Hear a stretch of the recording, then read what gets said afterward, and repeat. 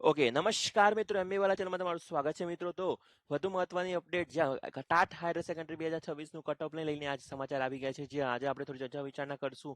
એના સાથે સાથે ઘણા મિત્રોની મને કોમેન્ટ્સ આવી હતી કે આજે ટાટ હાયર સેકન્ડરીમાં જે કટ ઓફ રહેવાનું છે, વિષયવાર જગ્યાઓની સાથે કઈ રીતના મેરિટ ઊંચું રહી શકે છે, નીચે રહી શકે, અને વિગતવાર ચર્ચા વિચારણા કરીશું. અને એમાં બી ઘણા લોકોને ફાયદો થશે અને ઘણા લોકોને ગેરફાયદો થશે, એ બધી જ માહિતીની આજે ચર્ચા વિચારણા કરીને એમબી વાળા તમારી ચેનલ તમારી માટે સારી અપડેટ લઈને આવી ગઈ છે દોસ્તો. હવે એ અપડેટમાં તમારે ઘણા બધા માહિતીઓ જે અપડેટ આવી રહ્યું છે, એ બધી માહિતીઓની હું તમને ચર્ચા વિચારણા કરીશ, અને લાસ્ટમાં હું તમને કહીશ કે કઈ રીતના મેરિટ તમારું અટકી શકે છે દોસ્તો. એના માટે પરીક્ષાઓ માટે રાજ્યના 50,000 ઉમેદવારો શિક્ષક બનવા માટે આજે જે એક્ઝામ આપવાની હતી, મુખ્ય પરીક્ષાઓ, એના વિશે થોડી ચર્ચા વિચારણા કરીએ તો 4 જિલ્લાઓમાં 279 કેન્દ્રો ઉપર 10 થી 33 થી 2 તબક્કામાં પરીક્ષાનું એક્ઝામનું આયોજન કરવામાં આવ્યું હતું.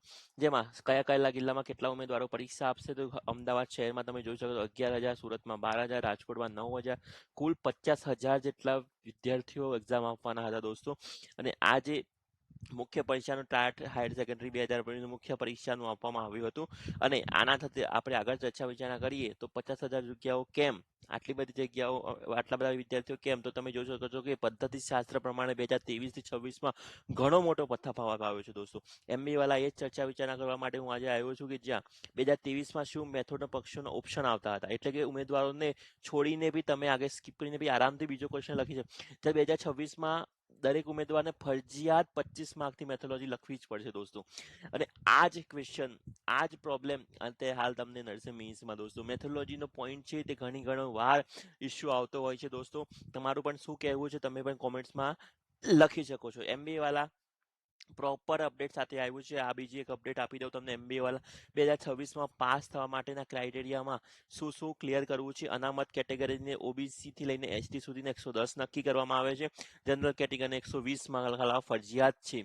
આ it is compulsory for qualification દોસ્તો. ઠીક છે, તો આટલા માર્ક્સ તમારે ફરજિયાત મતલબ કમ્પલસરી ક્વોલિફિકેશન માટે લાવવા જરૂરી છે દોસ્તો. હવે એમબીએ વાળા જે ચર્ચા વિચારણા કરવા આગળ વધી રહ્યા છે, આપણે જે એમબીએ વાળા મેરિટ નીચું જવાના થોડા કારણો હું તમને બતાવી દઉં. ઘણા મિત્રો કહે છે મેરિટ નીચું કેમ જશે, તો પહેલું કારણ છે ઉમેદવારોને જે 10-10 માર્કના 2 નિબંધો લખવાના હતા, જે હવે મોટો લેવાયો. એના પછી 100 માર્ક્સનું પેપરમાં કોઈ પણ આંતરિક વિકલ્પ વગર, ઓપ્શન વગર ફરજિયાત લખવાનું આ લોકોએ જે ડિસાઈડ કરવામાં આવ્યું છે દોસ્તો. તો આ બે કારણ એવા છે કે જ્યાં ટાઈમ કન્ઝ્યુમિંગ મતલબ ઇશ્યુ આવી રહ્યો તો દરેક મતલબ સ્ટુડન્ટને આવશે દોસ્તો. અને આ દરેક એસ્પિરન્ટ છે, સ્ટુડન્ટ છે, એને આવશે, અને એના કારણે મેરિટ નીચું જવાનું મુખ્ય કારણ આ બની શકે છે. એમાં બી કોમર્સ વાળાને તમને ખબર છે કે હાઈ લેવલના ક્વેશ્ચન હતા, જે કોમર્સના વિદ્યાર્થીઓ તમને ખબર હશે દોસ્તો. એના સાથે સાથે ગુજરાતીનું પેપર પણ થોડું લેન્ધી રહેવાની શક્યતાઓ હતી ને, એ જ રીતના છે. તો આ રીતના તમને શું લાગે છે કે ટાઈમ કન્ઝ્યુમિંગ રહેશે જ દોસ્તો. અને આ ટાઈમ કન્ઝ્યુમિંગને કારણે જ મેરિટ નીચું જવાના કારણોમાં પહેલું કારણ આ જ હતું દોસ્તો. બીજી બાજુએ તમે જોજો મેરિટ નીચું જવાની વાત ચિત્રું અલગ કરીએ તો હિન્દી અને સમાજશાસ્ત્ર આ થોડા વિષયો એવા છે જ્યાં 130 ઉપર રહી શકે છે. મનોવિજ્ઞાન તત્વજ્ઞાનના 120 સુધીની મેરિટની હાલ મને શક્યતાઓ દેખાઈ રહી છે.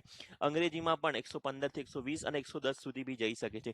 ઇકોનોમિક્સમાં હું તમને કહું તો તમે ક્વોલિફિકેશન માર્ક્સ લાવી જશો તો પાસ થઈ જાવ. ઇકોનોમિક્સમાં થોડું મેરિટ નીચું જવાના કારણો કોમર્સના વિદ્યાર્થીઓને ખબર છે કે લેન્ધી ક્વેશ્ચન બી હતા, તો એ પ્રમાણે એનું મેરિટ થોડું લીકવાની શક્યતાઓ હાલ મને દેખાઈ રહી છે દોસ્તો.